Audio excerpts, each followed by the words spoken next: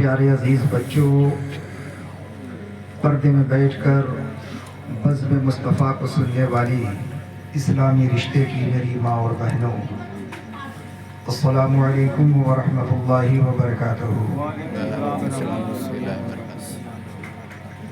حضرات،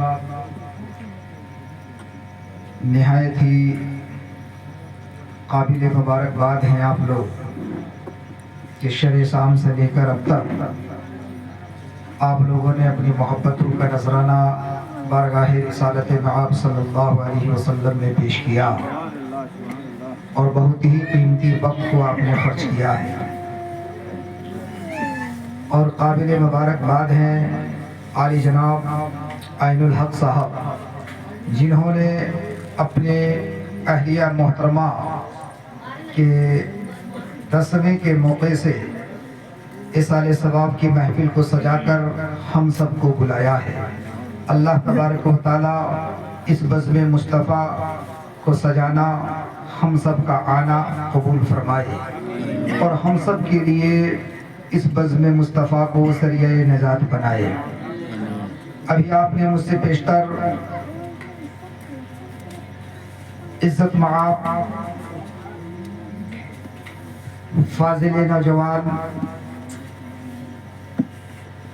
حضرت حافظ وقاری نجام الدین صاحب قبلہ دامت برکاتہم العالیہ والقدسیہ سے آپ نے بہترین خطاب سماعت فرمایا۔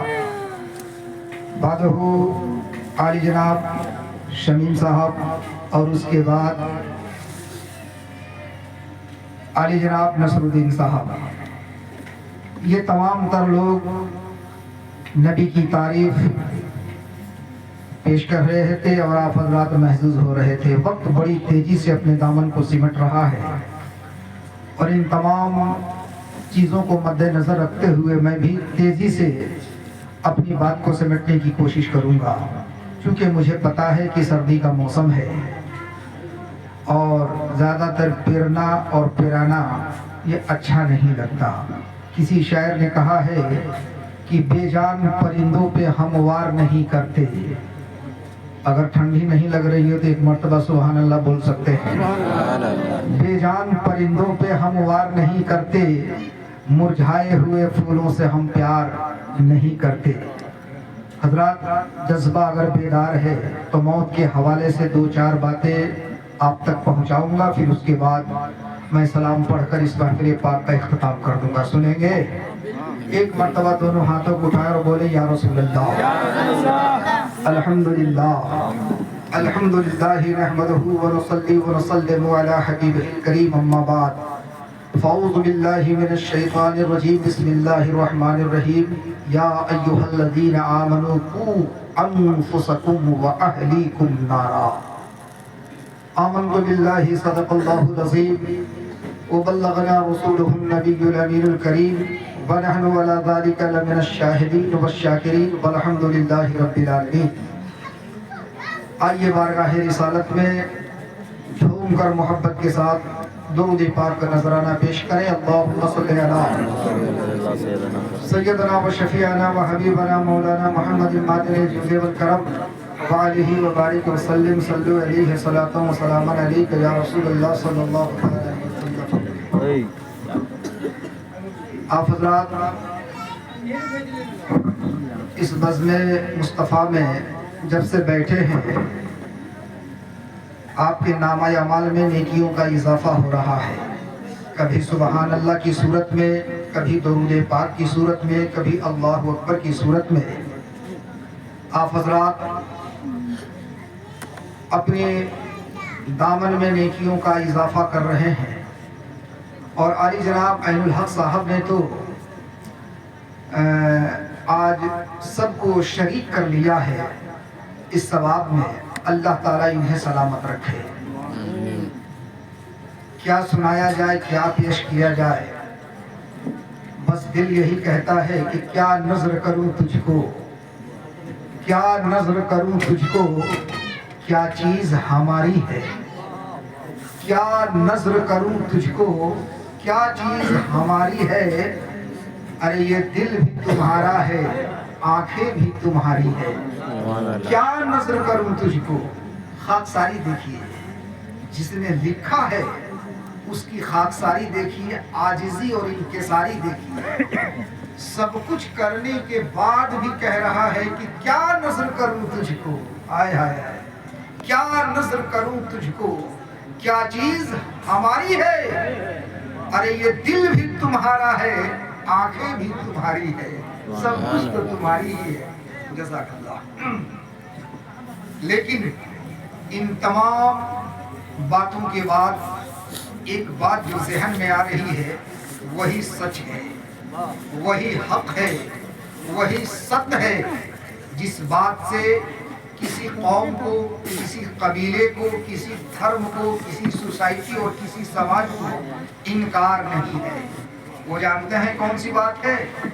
आगाह अपनी मौत से कोई बशर नहीं, आगाह अपनी मौत से कोई बशर नहीं। बशर कहते हैं इंसान को। अब समझ में आ गई बात। शायद कहता है कि आगाह अपनी मौत से कोई बशर नहीं, सामान 100 बरस का है, सामान 100 बरस का है, लेकिन पल की खबर नहीं। सामान 100 बरस का है, पल की खबर नहीं। फिर दूसरे शायर ने क्या कहा, क्या भरोसा है इस जिंदगानी का, क्या भरोसा है इस जिंदगानी का, आदमी बुलबुला है पानी का। ये बरसात के मौसम में अक्सर आपने मुशाहिदा किया होगा, देखा होगा कि एक बरसात की छींटे जब जमीन पे पड़ते हैं तो नीचे से एक बुलबुला निकलता है, और वो बुलबुले की हयात, उस बुलबुले की लाइफ कितना होता है, चंद सेकंड, यही ना जी। वो मिनटों में नहीं बल्कि सेकंडों में वो बुलबुला फिर वहीं पे खत्म हो जाता है। उसी से तशबीह और उसी से मुशाबिहात करते हुए शायर ने कहा कि क्या भरोसा है इस जिंदगानी का, आदमी बुलबुला है पानी का। हजरात, सब लोग जानते हैं, ऐसा नहीं कि इस दुनिया में कोई ऐसा शख्स हो जो ये समझ ले और ये जान ले कि हमें मरना नहीं है। ऐसा कोई नहीं मिलेगा, चाहे वो पढ़ा लिखा हो, अनपढ़ हो, एजुकेटेड हो या जाहिल हो, अमीर हो, गरीब हो, फकीर हो, हकीर हो, मुखिया हो, दुखिया हो या कोई शहर का सुखिया हो। इतना तो जरूर जानता है कि जब हम आए हैं तो यहाँ से एक ना एक रोज जाना है, हमें मरना है। जानते हैं, आपने बादशाह का नाम सुना होगा। इस बादशाह का नाम था सिकंदर। नाम सुने आप लोग? वो सिकंदर बादशाह पूरी दुनिया का विश्व विजेता बनने की चक्कर में इतना मगरूर हो गया था, इतना मुतकब्बिर हो गया था वो, कि अपने आप में वो एक बहुत बड़ा बलवान और बहुत बड़ा महान समझने लगा, और ये सोच बैठा था कि अब हमें दुनिया की कोई ताकत मार नहीं सकती है। लेकिन आए है, जानते हैं, वो सुपर पावर के आगे दुनिया का कोई सुपर पावर काम ही नहीं कर सकता है। कर सकता? ये जिंदगी उसने दी है, ये जान उसकी है, ये जहान उसकी है, ये पूरी कायनात उसी की है। लेकिन उसने अपने अंदर ये गुरूर पैदा किया कि मैं इतना शक्तिशाली हूँ और इतना विजेता का मेडल मुझको मिल गया है, मैं कैसे मर सकता हूँ। आया है, कुदरत ने जब पकड़ा, जानते हैं, जो अकड़ जाता है वही पकड़ जाता है।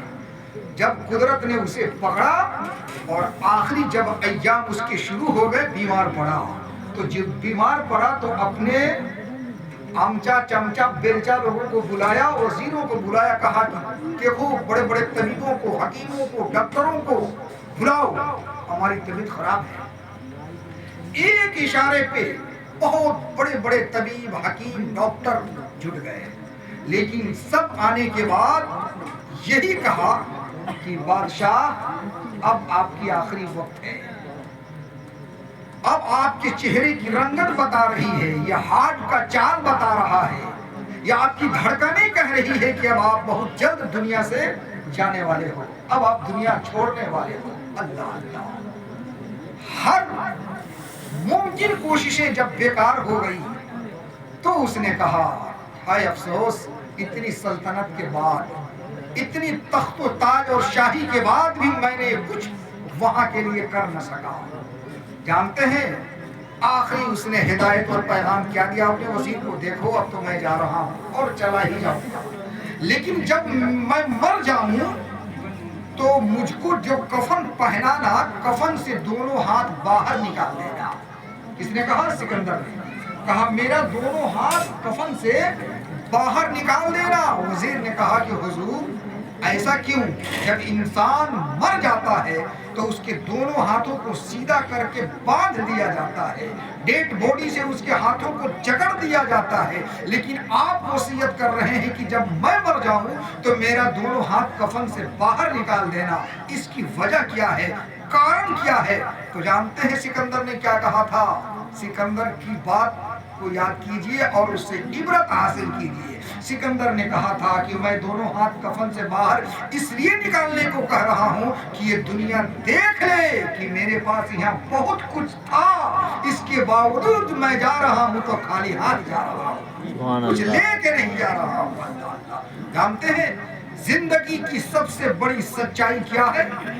زندگی کی سب سے بڑی سچائی کا نام موت ہے۔ کیا ہے؟ موت ہے۔ اور زندگی کا سب سے بڑا دھوکہ کیا ہے؟ یہ خود زندگی ہی ہے۔ یہ زندگی کس موڑ پہ دھوکہ دے دے گی کوئی نہیں جانتا۔ کوئی جانتا ہے؟ گھر سے سج دھج کے نکلے ہو، آیا ہے، پلٹ کر آؤ گے یا نہیں آؤ گے کوئی نہیں جانتا ہے۔ یہ زندگی اتنی سستی ہے، اتنی سستی ہے کہ زندگی سے سستی دنیا کی کوئی چیز نہیں ہے۔ ہر دنیا کی چیز کے لیے کوئی نہ کوئی قیمت انسان لگاتا ہے، ایک وقت ہوتا ہے، ایک تاریخ ہوتی ہے، ایک مہینہ ہوتا ہے، سال ہوتا ہے، لیکن اس زندگی کی قیمت اتنی سستی ہے کہ انسان پلکوں کو چھپا رہا ہے۔ یہ پھر پلکیں اٹھے گی کہ نہیں اٹھے گی اللہ کے سوا بندہ نہیں بتا سکتا ہے۔ کیا بھروسہ ہے اس زندگانی کا، آدمی بلبلا ہے پانی کا۔ حضرات میں نے جس آیت کریمہ کو پڑھا ہے، جانتے ہیں اللہ تبارک و تعالیٰ کیا ارشاد فرما رہا ہے؟ یا ایھا الذین آمنوا قوا انفسکم واہلیکم نارا، اے ایمان والو بچو جہنم کی آگ سے اور بچاؤ اپنے آل کو، اولاد کو، اپنی نسلوں کو جہنم کی آگ سے۔ خود بھی بچو اور اپنی نسلوں کو بھی بچاؤ۔ لیکن افسوس آج ہم کہاں ہیں، کیا کر رہے ہیں؟ یہ ہماری اتنی ایزلی زندگی ہے، لیکن اس کے باوجود ہمارا کارنامہ، ہمارا کردار، آج یہ محبت کی جال جو ہمارے پیروں میں لگا ہوا ہے نا، یہ محبت صرف دکھاوے کی محبت، یاد رکھنا۔ اگر اس محبت کی حقیقت ہوتی تو آج جنازے کی کھاٹ پہ تنہا عین صاحب کی اہلیہ نہیں جاتی۔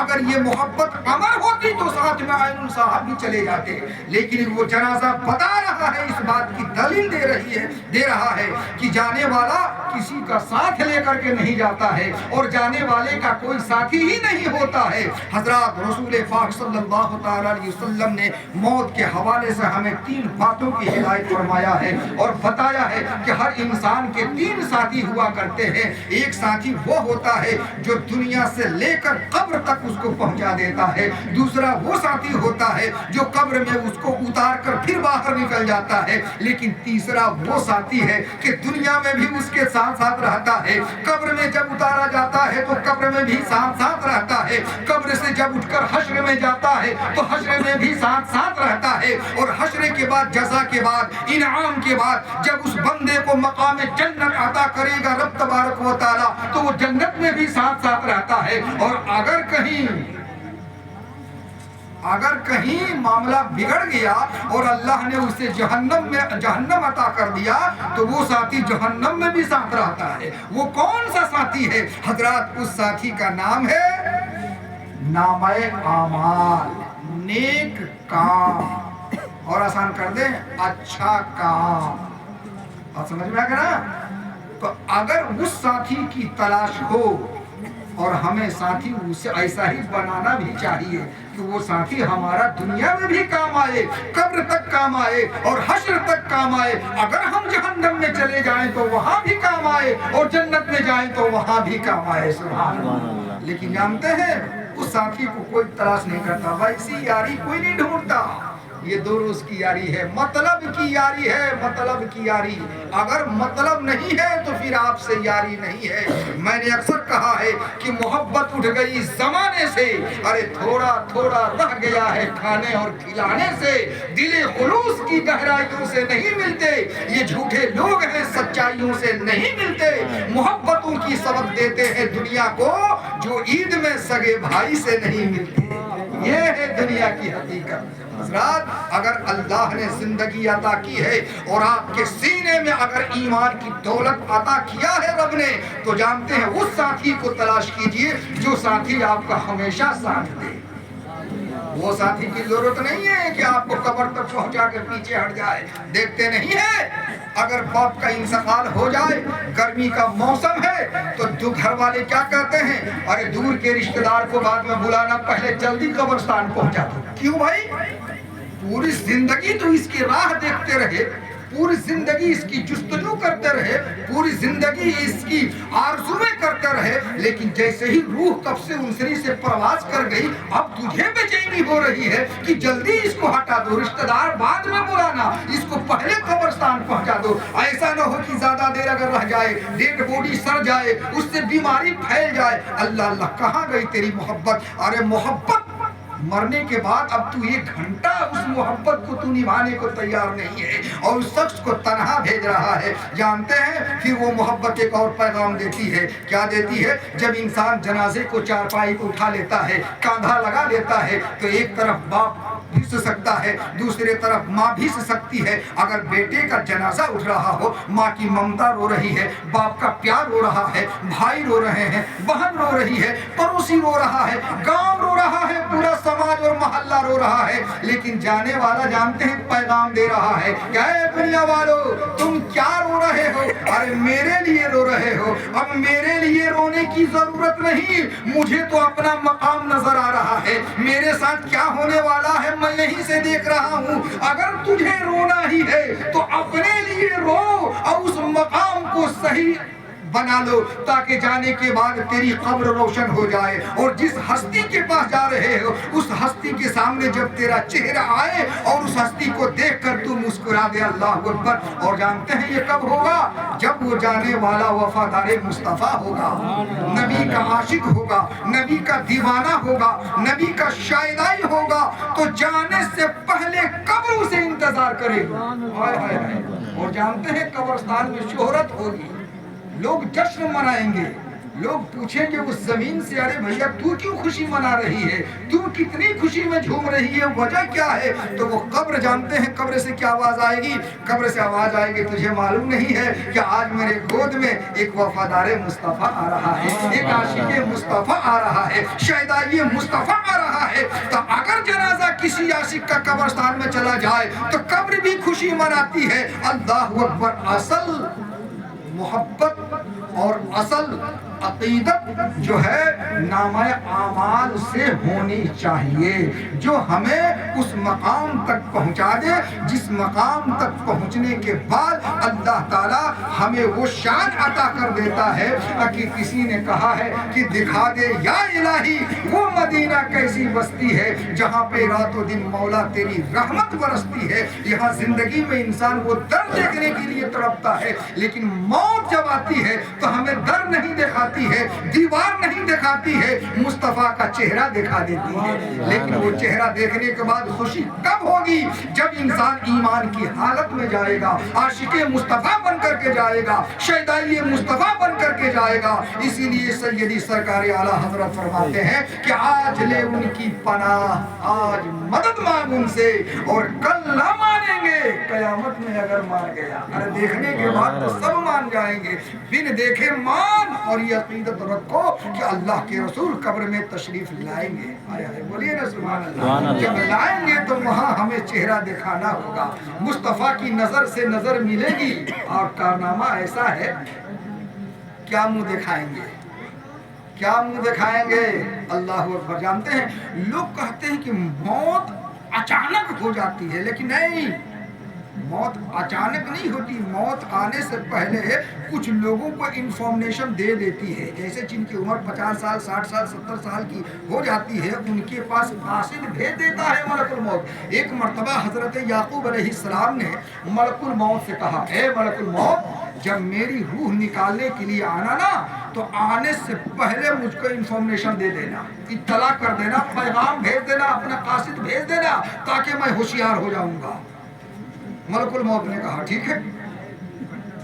اتفاق کے بعد ایک مرتبہ اچانک ملک الموت حاضر ہو گئے۔ جب ملک الموت آئے اور حضرت یعقوب علیہ السلام نے جب دیکھا تو کہا، اے ملک الموت، تم نے تو وعدہ کیا تھا نا کہ ہم آنے سے پہلے قاصد بھیجیں گے، پیغام بھیجیں گے، خبر بھیجیں گے، لیکن آپ پھر اچانک پہنچ گئے۔ اب جواب سنیے ملک الموت نے کیا کہا۔ ملک الموت نے کہا، یعقوب، آپ کو پتا نہیں ہے، ایک قاصد نہیں بلکہ 3 قاصد ہم نے بھیجا ہے۔ ایک قاصد نہیں، 3 قاصد بھیج دیا ہے اور 3 پیغام بھیج دیا ہے۔ اگر آپ نہیں سمجھ پائے اس میں میرا قصور نہیں ہے۔ جانتے ملک الموت نے کہا کہ سب سے پہلا جو پیغام آپ کے پاس میں نے موت کا بھیجا تھا وہ یہ پیغام تھا کہ آپ کے بال سفید ہو گئے۔ آپ کے بال جب سفید ہونے لگے تو سمجھ لیجیے کہ یہ موت کا پیغام ہے، موت کا الارم بج رہا ہے۔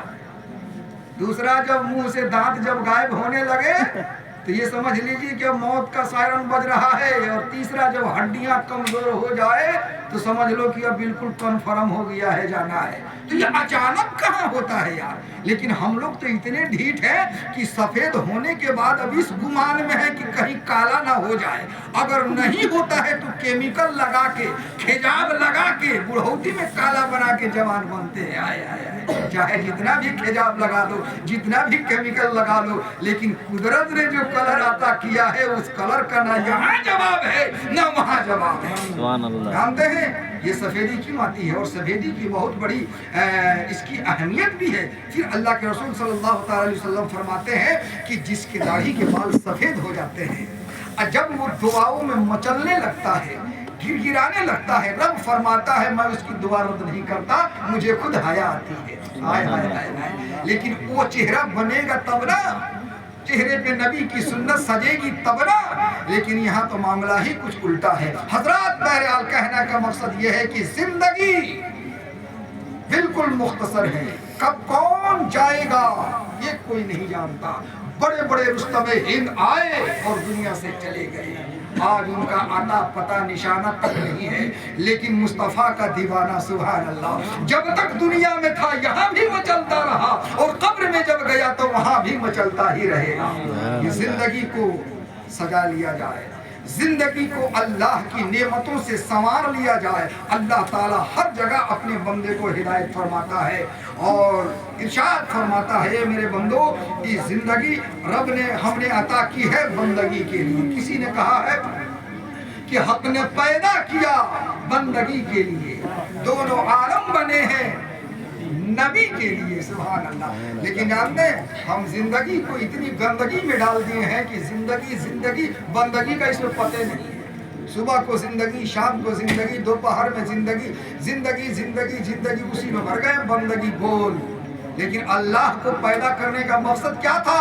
اس زندگی کو اللہ نے پیدا کیا صرف زندگی کے لیے نہیں بلکہ بندگی کے لیے۔ قرآن پاک میں آیا ہے وَمَا خَلَقْتُ الْجِنَّ وَالْإِنسَ إِلَّا لِيَعْبُدُونَ۔ اللہ نے انسان کو، جنات کو پیدا کس لیے کیا؟ اپنی بندگی کے لیے کیا۔ لیکن بندگی کے لیے کون سوچتا ہے؟ بندگی نہیں، صرف زندگی کے لیے۔ صبح سے شام تک چکر لگا رہا ہے، اور یہ حوث کی کھوپڑی نہ کل بھری تھی نہ قیامت تک بھر پائے گی۔ آج جو پریشان حال ہوتے ہیں انسان، وہ سوچتے ہیں کہ ارے میرے گھر میں سائیکل ہے، اگر موٹر سائیکل ہو جائے تو مجھے سکون مل جائے گا۔ جب اللہ نے موٹر سائیکل دے دیا تو یہ سوچتا ہے کہ موٹر سائیکل تو ہے لیکن سکون نہیں مل رہا ہے، کہیں 4 ویلر ہو جائے تب مجھے سکون ملے گا۔ اللہ نے 4 ویلر بھی دے دیا، اب وہ سوچتا ہے کہ 4 ویلر تو ہے لیکن اس کی کوالٹی تھوڑی کمزور ہے، فارچونر اگر مل جائے تو सुकून मिलेगा। अल्लाह ने वो भी दे दिया, लेकिन उससे भी सुकून नहीं मिला। अब वो सोच रहा है कि कहीं हेलीकॉप्टर अगर मिल जाए तो सुकून मिलेगा। हेलीकॉप्टर भी अल्लाह ने दे दिया, फिर भी उसे सुकून नहीं मिला। अरे झोपड़ी में जो जिंदगी गुजार रहा है वो इस ख्याल में है, इस सोच में है कि मुझे अगर पक्के का महल मिल जाए तो सुकून मिलेगा। अल्लाह ने उसे अता कर दिया, फिर भी सुकून नहीं मिला। वो ये सोच रहा बड़ी इमारत अगर बना लूंगा तब सुकून मिलेगा। बड़ी इमारत भी मिल गया लेकिन सुकून नहीं मिला। अरे दुनिया के हर मुमकिन दौलतों को उसने हासिल कर लिया लेकिन सुकून नहीं मिला।